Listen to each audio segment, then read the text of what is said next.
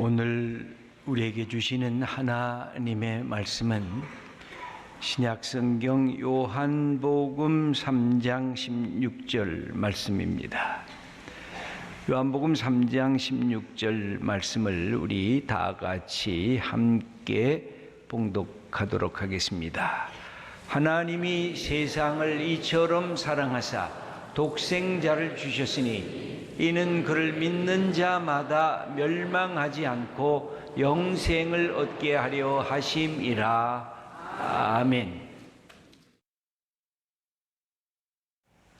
오늘 말씀의 제목은 믿음, 그 사랑에 대한 인간의 응답입니다. 성경은 사랑 이야기라고 할 수 있습니다. 성경은 또한 믿음의 이야기입니다. 하나님이 우리를 어떻게 사랑하셨는가를 보여주면서 그 사랑에 대해서 우리 인간들이 어떻게 응답했는가 믿음에 대한 이야기를 쓰고 있습니다. 하나님이 세상을 이처럼 사랑했다 하시는 이 말씀의 사랑이란 특별히 헬라어로 아가페라고 하는 그 동사 사랑을 씁니다. 우리는 흔히 이 아가페와 대조되는 에로스라고 하는 사랑의 의미도 알고 있습니다. 보통 에로스의 사랑은 인간 남녀 간의 유격적이고 정욕적인 사랑을 뜻하는 것으로 보통 이해하고 있습니다만, 이 에로스라고 하는 이 말은 고대 헬라 철학 세계 속에서는 아주 중요한 인간의 덕목으로 쓰여져 있었습니다. 인간이 예술과 문화를 추구하는 그 열정, 위대한 사상애로의 집념, 그리고 더 높은 명예를 향한 욕망을 표현할 때 이 에로스라고 하는 사랑의 용어를 썼습니다. 인간의 꿈과 야망으로부터 이 땅에서 하늘로 치솟는 그런 사랑의 모습입니다. 이 에로스의 사랑도 엄청난 힘이 들어 있습니다. 인간을 변화시키는 능력이 있습니다. 이런 이 에로스와 대비되는 것이 이 아가페입니다. 어쩌면 하나님을 알지 못했던 이 세계 속에서도 이만큼 인간 사회가 발전해 온 것은 그 밑바탕에 에로스적인 사랑이 놓여 있기 때문일 것입니다. 그런데 이런 사랑보다 한 단계 더 위에 있는 사랑이 있는데 아가페 사랑입니다. 하나님께서 먼저 시작하신 사랑입니다. 아들 독생자를 우리에게 보내주셔서 이것이 아가페 사랑이구나 깨달았던 인간이 전에는 경험해보지 못했던 사랑입니다. 성경은 놀랍게도 이 사랑에 대한 이야기를 하면서 에로스의 사랑이라고 하는 이 단어를 사용하지를 않습니다. 아가페라고 하는 단어를 압도적으로 많이 사용하고 있습니다. 그렇다고 하면 이 에로스와 아가페 사랑의 구체적인 차이는 뭘까요? 그 이유가, 사랑하는 이유가 다릅니다. 에로스는 그 사랑하는 대상이 멋지기 때문에, 아름답기 때문에, 예쁘기 때문에 사랑을 시작합니다. 잘 나가기 때문에, 당신이 가진 것이 많기 때문에, 명예와 권력이 높기 때문에 나는 너를 사랑한다고 하는 무엇 때문에 사랑하는 사랑이 에로스 사랑의 그 본체라고 할 수가 있습니다. 그러나 아가페적인 사랑은 전혀 다릅니다. 그 사랑하는 대상이 별 볼 일 없어도, 볼품이 없어도, 사랑스럽지 않아도 사랑합니다. 무엇 때문에 사랑하는 것이 아니라 그럼에도 불구하고 하는 사랑이 이 아가페적인 사랑입니다.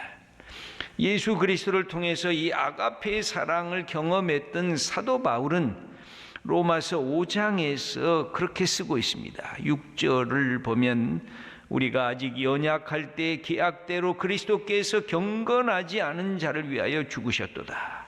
우리가 연약할 때, 우리가 경건하지 않을 때 예수님께서 우리를 위하여 죽으셨다는 것입니다. 8절을 보면 우리가 아직 죄인 되었을 때 그리스도께서 우리를 위하여 죽으심으로 우리가 하나님 앞에 죄인으로 불경건한 자로 그렇게 낙인 찍혔을 때에 하나님께서 우리를 사랑하셨다는 것입니다.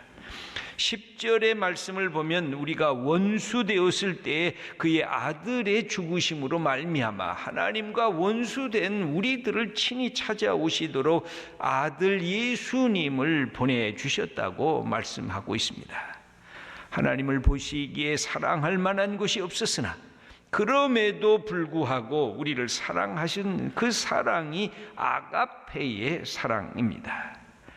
예수님께서는 이런 하나님의 마음을 아시고 가난한 사람을 찾아가셨고 병든 사람을 찾아 나서셨습니다. 죄인과 세리들, 당대 사람들에게 비난을 받았지만 그들의 친구가 되셨습니다. 이것은 바로 하나님의 아가페의 사랑 때문이었습니다. 소외된 자, 버려진 자들을 만나기를 즐거워하시면서 하나님은 이 땅의 죄인들, 연약한 사람들, 원수된 사람들을 향해서 마음의 문을 열어놓으셨다는 것을 선언하신 것이 예수님을 통해 보여주신 아가페의 사랑입니다. 그러므로 아가페의 사랑은 나 자신의 이익보다 상대방의 유익을 먼저 추구합니다. 사랑하는 대상이 고통과 어려움의 자리에 있을 때 함께 동참을 합니다. 내 만족보다는 상대방의 만족을 먼저 생각하는 사랑입니다. 이런 사랑을 우리가 조금 맛볼 수 있는 것이 어머니의 사랑입니다. 그러나 어머니의 사랑도 어느 순간부터는 또 사라져 가는 것이 어머니의 사랑입니다. 여러분, 에로스적인 사랑은 그래서 어떤 특징을 지니고 있습니까? 그 밑바탕에는 끊임없이 자기애가 있습니다. 자기 만족, 자기 실현을 위한 갈망과 욕구가 드러나고 있습니다. 사랑하는 상대방을 위해서 사랑한다고 하는데 본질을 들여다보면 사실은 자기 자신을 위해서 사랑하는 것입니다. 그러므로 에로스란 사랑의 대상을 끊임없이 소유화하려고 하고 독점하려고 하고 있고 향락하려고 하는 탐닉으로 드러나고 있습니다. 사람이 인격일 때 그 사랑은 인격적이 되지 않고 비인격화되고 오히려 욕망 충족의 수단으로 상대방을 이용하는 것이 에로스 사랑의 문제입니다. 그런데 우리의 신앙에도 이 에로스 사랑이 들어와져 있습니다. 우리의 문제가 뭘까요? 신앙생활을 에로스의 사랑으로 하는 것입니다. 흔히 우리가 말하는 기복주의적 신앙이 그렇습니다. 하나님을 나의 복을 위해서 하나님을 이용하는 것입니다. 내가 원하는 대로 하나님께서 나를 축복하시면 하나님이 존재할 만하고 하나님께서 나를 축복하시는 것이 사라진 것 같으면 하나님조차도 불평하고 원망하고 그분을 박차버리게 되는 그런 신앙의 천박함이 우리에게 있습니다. 우리의 이 에로스적인 사랑에 들어가면 우리가 하나님을 믿는 것 같은데, 우리가 예배도 드리는 것 같은데, 우리가 기도도 하는 것 같은데 하나님이 모든 것 나를 위해서 존재해야 할 뿐인 것입니다. 그러면 우리의 신앙생활이 결코 기쁘지를 않습니다. 감사가 잘 안 나옵니다. 우리의 신앙생활의 즐거움이 사라집니다. 시기하게 됩니다. 오히려 분노하게 됩니다. 남을 미워하게 됩니다. 다툽니다. 분열하는, 그 다 잘 예수 믿는 사람들인데 왜 그러냐? 그 속에 이 자기 이익을 위한 탐욕들이 들어있기 때문에 그렇습니다. 여러분들이 가정에서 어떤 위치입니까? 직장에서 상급자들이십니까? 기독교 CEO들입니까? 뭔가 세상에서 잘 나가는 사람들입니까? 그러면 조심해야 됩니다. 기독교 신앙을 표방하면서 속으로는 에로스적인 사랑으로 탐욕을 버리지 못하면 우리가 속해 있는 그 공동체가 흔들리게 되는 것이고 무너지는 것입니다. 한국교회가 맡고 있는 위기 상황은 뭘까요? 영적 지도자들이 예배도 드립니다. 기도도 합니다. 모든 것 다 합니다. 그런데 에로스적인 사랑으로 교회 모든 것을 충성하니까 거기에 내 것을 챙기지 않을 수가 없습니다. 인간의 탐욕을 그 속에서 챙기는 것입니다. 그러면 그 교회 공동체는 흔들릴 뿐 아니라 무너지고 이기적인 집단으로 화하게 되는 것이 우리 한국 교회가 당면하고 있는 문제입니다. 그 속에 우리들이 들어가 있습니다. 우리가 아가페의 사랑에 하나님의 은총을 받으면서 그래서 우리가 먼저 해야 될 것은 바로 믿음입니다. 어떻게 믿음을 바르게 하나님 앞에 행해 나갈 것인가? 요한복음 3장 16절 하반부에 이렇게 기록이 되어 있습니다. 함께 읽어보겠습니다. 이는 그를 믿는 자마다 멸망하지 않고 영생을 얻게 하려 하심이라. 예수 그리스도 독생자를 우리에게 주셨는데 그분을 믿는 사람들은 하나님께서 생명의 축복을 허락해 주시겠다고 하는 말씀입니다. 여러분, 하나님의 사랑에 대한 우리의 응답은 믿음입니다. 도대체 우리의 믿음은 어떤 믿음입니까? 믿음을 얘기를 할 때 믿음이 아닌 것부터 우리가 생각해야 할 것입니다. 우리가 갖고 있는 믿음은 미신이 아닙니다. 미신이란 뭘까요? 믿지 말아야 할 것, 잘못된 것을 믿는 것이 미신입니다. 우리의 미신은 우리의 삶에 알게 모르게 깊이 젖어 들어와져 있습니다. 이것은 우리의 형상적인 것으로, 우리의 숫자적인 것으로도 들어와져 있습니다. 어떤 사람은 4라는 숫자는 싫어합니다. 13이라는 숫자는 불길하게 느낍니다. 병원에 가도 엘리베이터에 4라고 하는 숫자가 없습니다. 죽을 4자와 음가가 같다고 그것을 써놓지를 않았습니다. 이미 우리의 사고 자체가 미신적으로 붙잡혀 있다고 하는 증거입니다. 오늘 설거지를 하다가 그릇을 떨어뜨려 깨지면 오늘은 망쳤다고 생각들을 합니다. 시험날에 미역국을 먹으면 시험에 낙방한다고 말을 합니다. 꿈에 돼지가 나오면 돈이 생긴다고 생각을 하면서 자기 스스로 자기의 생각에 묶어지는 것입니다. 보이는 세계, 붙잡는 세계에 그런 왜곡된 생각을 하면서 자기의 삶을 거기에 맞춰 나가는 것, 이것은 아주 잘못되고 어리석은 미신적인 우리의 삶의 행태들입니다. 구약에 나오는 우상들은 그래서 보이는 것들입니다. 다. 왜 하나님께서는 우리에게 다가오실 때 나는 보이지 않는 하나님이다, 나는 너희와 함께 있지만 너희들이 나를 볼 수 있는 그 순간에 나는 더 이상 하나님이 아닌 것으로 말씀하시는 이유도 보이는 세계를 만드신 창조주 하나님을 향한 믿음이 우리의 믿음이기 때문에 그렇습니다. 유대 전승에 나오는 재미있는 이야기입니다. 아브라함의 고향 갈대아 우르는 우상 숭배가 만연돼 있었던 그런 곳이었습니다.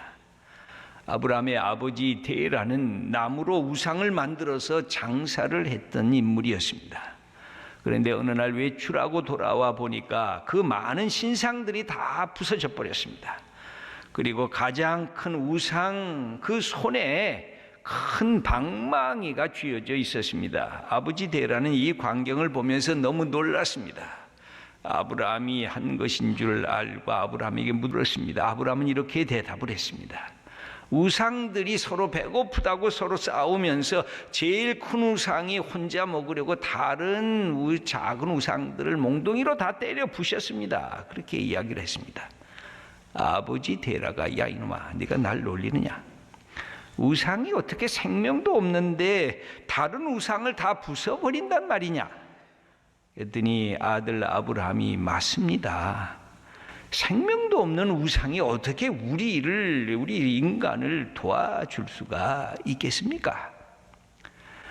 여러분, 우리 안에 얼마나 많은 우상들이 있습니까? 얼마나 거짓된 잡된 미신들이 우리를 겁먹게 할 거예요. 우리를 겁박하고 있는 이 모든 것들을 때려 부시기 위해서 우리가 예수 그리스도를 믿는 것입니다.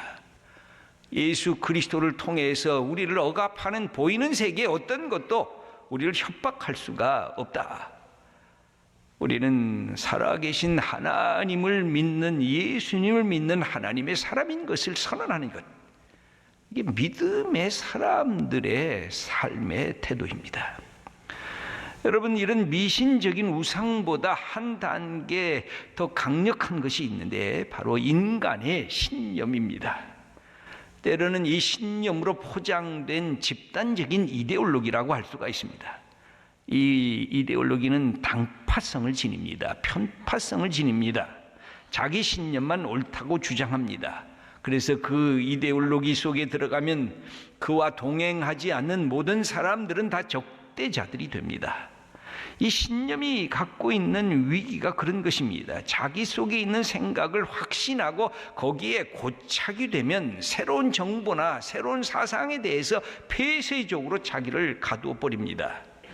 그러면 어떻게 될까요? 그건 편견이 됩니다. 고정관념이 됩니다. 자기 생각에만 머물면 신념은 아주 무서운 독선이 되는 것입니다. 여러분, 우리의 사회적인 이런 고정관념들이 우리를 붙들고 있습니다. 남자와 여자는 차별이 있다. 가부장 제도에 여성을 비하했던 고정관념이었습니다. 어머니는 희생하는 존재이다. 여성 차별적인 어머니에게만 모든 희생을 강요했던 그런 시대의 표현이기도 합니다. 얼굴의 색깔에 따라 IQ가 차이가 날 것이다. 인종차별에 대한 그런 이 구별들이었습니다. 이런 잘못된 관념이 때를 지어 집단을 이루면 왜곡된 이데올로기가 되는 것입니다. 지역 감정을 조장하는 것도 그런 거짓 관념에 기초하고 있는 것입니다. 우리는 때로 사람을 진영 논리에 묶어놓습니다. 너는 가진 자야. 너는 못 가진 자야. 너는 다 부셔야 돼. 너는 좌파야. 너는 우파야. 이렇게 구별하는 순간에 다른 사람들은 동지가 될 수가 없습니다. 적이 되고 맙니다. 여러분, 개방성을 잃어버린 고정관념이란 아주 위험한 것입니다. 삶을 피폐하게 만드는 것입니다. 여러분, 기독교 신앙은 그래서 우리가 갖고 있는 고정관념을 늘 때려 부실 준비가 되어 있는 것입니다. 우리가 갖고 있는 것보다 더 크신 하나님 앞에서, 하나님의 말씀 앞에서 우리를 해체시키고 우리를 해부하는 것이 이 믿음의 본질입니다. 그런데 중세시대는 이것을 하지를 못했습니다. 너무 힘이 있다가 보니까, 너무 강력하다 보니까, 모든 것을 다 소유한 것처럼 되다 보니까 하나님마저도 소유적 존재로 바꿔버렸습니다. 그러니까 자기 반성, 자기 회개, 자기 해부, 자기 해체의 그 능력을 사라지게 만든 것이 중세시대였습니다. 여러분, 오늘날에도 이런 우리의 속에 위기가 있다고 하면 이것은 아주 해체시켜야 됩니다. 이 해체가, 기독교의 해체가 뭘까요? 그게 회개입니다. 여러분, 기독교는 왜 끊임없는 회개를 요청하는 걸까요? 자기를 분쇄하라는 거예요. 내가 갖고 있었던 거짓, 내가 갖고 있었던 악, 내가 갖고 있었던 부정적인 잘못된 것들, 이 독선적인 것들을 해체시켜야 진정한 내가 하나님 앞에서 새롭게 되는 하나님의 사람이 되는 것, 그게 믿음이 갖고 있는 축복입니다. 또한 우리의 신앙은 반이성적인 맹신이 아닙니다. 헛된 것을 믿고 믿을 수 없는 것을 믿는 것이 아닙니다. 기독교 신앙은 이성적인 물음에 자기를 열어놓고 있습니다. 그래서 이성의 첫 번째 단계인 분별력을 강력하게 요청을 합니다. 지성과 함께 동행하는 것이 믿음입니다. 독일의 대학들의 시작을 보면 그렇습니다. 신학과 철학과 의학과 법학이 시작합니다. 신학은 그래서 이성과 함께 하면서 이성을 넘어서는 계시를 다루게 됩니다. 왜 그럴까요? 우리가 믿고 있는 예수 그리스도가 참 하나님이며 참 인간인 것을 이야기하기 때문에 예수님을 통해서 하나님에 대한 이야기를 하고, 예수님을 통해서 인간이 무엇인가, 인간이 왜 존재하는지, 인간의 인생의 목표가 무엇인지를 묻기에 신학은 하나님에 대한 얘기와 인간에 대한 얘기, 인문학 중의 인문학을 이야기하고 있는 것이 우리가 갖고 있는 신앙의 내용입니다. 그래서 기독교 신앙은 반지성을 표방하지 않습니다. 믿는 것과 아는 것을 대립시키지 않습니다. 여러분, 우리는 종종 믿느냐 아느냐를 대립하지만 히브리 전통은 우리에게 새로운 인식론을 가르쳐 주는 것입니다. 믿으면 알게 되고 알게 되면 믿는다는 것입니다. 믿으면 더 알게 되고 더 믿으면 더 알게 된다고 하는 믿음과 알은 서로 논쟁도 하지만 서로가 상생하는 이 새로운 인식론의 자리를 히브리의 이 신앙 전통은 우리에게 가르쳐 줍니다. 그래서 기독교 신앙은 지식이라고 말하지 않고 지혜라. 그래서 이 지혜는 하나님을 경외하는 것에서부터 참된 지혜가 생긴다는 이 말씀을 우리에게 가르쳐 줍니다. 예수 믿으면 지혜롭게 되는 것입니다. 분별력을 상실하는 게 아니라 분별력을 뛰어넘어서 하나님의 주신 이 하늘의 계시에 열려져 있는 그런 인물이 믿음의 사람이 되는 것이 바로 우리가 갖고 있는 믿음인 것입니다. 여러분, 그래서 우리의 믿음은 자기 생각이 아니라 자기 신념이 아닙니다. 하나님께서 먼저 우리를 사랑하셔서 주님의 아들, 하나님의 아들 예수 그리스도를 우리에게 보내주신 그분의 말씀, 그분의 사건, 그분의 인격을 내 마음으로부터 영접하고 수용하는 것이 바로 믿음의 내용입니다. 그래서 우리의 믿음은 목표가 있는 믿음입니다. 우리의 믿음은 약속이 있는 믿음입니다. 그 약속은 바로 예수 그리스도이십니다. 예수님 안에 생명이 있고 예수님 안에 지혜가 있고 예수님 안에 진리가 있고 예수님 안에 평안이 있고 예수님 안에 인간의 죽음에 대한 대답이 있습니다. 바로 그분을 통해서 우리는 하나님의 위대하신 사랑을 깨닫고 하나님이 우리에게 주신 약속을 선물로 받는 것입니다. 일단 믿으라. 그렇지 않습니다. 덮어놓고 무조건 믿으라.